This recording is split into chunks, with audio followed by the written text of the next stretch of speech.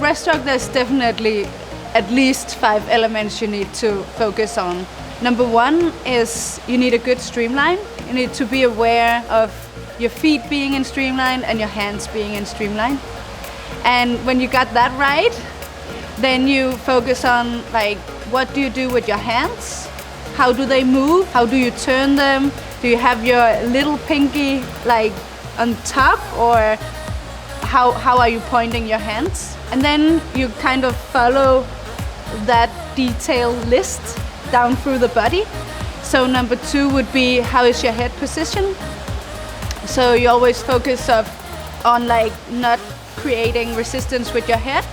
And because the head is so heavy, you don't want to move it if it's not necessary. Point number 3 is learn to move your hips. A lot of people, when they swim, they focus a lot on staying high in the water.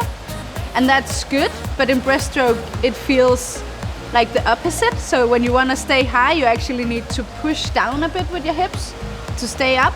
Point number 4, you're moving down to your legs, and the legs is so important because they create so much resistance and you want so little resistance. So you focus on like getting rid of the resistance with focusing like your feet. Your feet, they do the active recovery together, like pointed together, so they go up behind your body.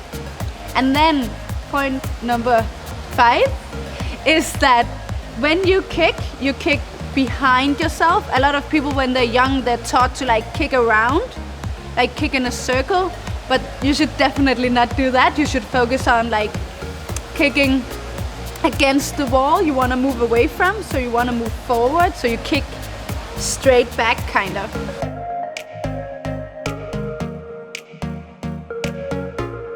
So when I do breaststroke, I do a lot of drilling. Actually in practice I almost only do drilling, because doing complete breaststroke sometimes can mess up your mind and your technique more than necessary. What I do is I go through these points that I just mentioned, and the 5 points will always be a part of the drills. What I do is, number 1, I check myself. So I check myself in the exercise that's called the anchor exercise. To explain it just short, it's like getting to know your hands. So you make a small sculling, you make a bigger sculling, and you make the complete stroke. You need to be quite skilled to do that, but once you can do it, you can almost do everything with your hands, because it means that you're in control. And drill number 2, you kind of connect the kick or the legs to the arm stroke. So now you go on top of the water and you do like 1 full stroke, and then you go under the water and you only do the kick. And here you will really feel if you're moving up or down or to the side or something like that. You're only focusing on the kick, and then when you get up, you stay relaxed and you combine it with the full arm stroke. So exercise number 3, you try again to like get the streamline in, get control of your power and your efficiency. So I always finish all my warm-ups with going long.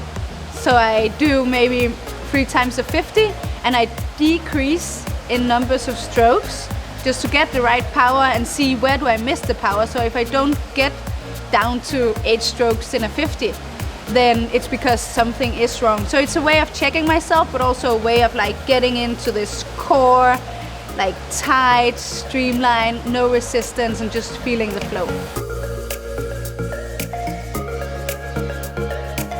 It sounds a bit selfish, but I'm very good at gliding, so I'm good at the streamlining part. When I move my legs, I'm really good at not creating resistance with my legs, and at the same time staying high so I don't sink.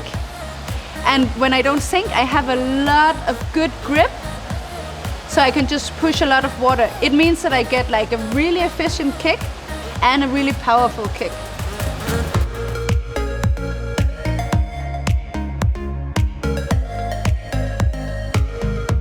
My best breaststroke achievement was when I did the world record, and it was just like the flow and the feeling, and I felt so streamlined. I felt no resistance in the water. I just like zoomed into my own little world of power and flow.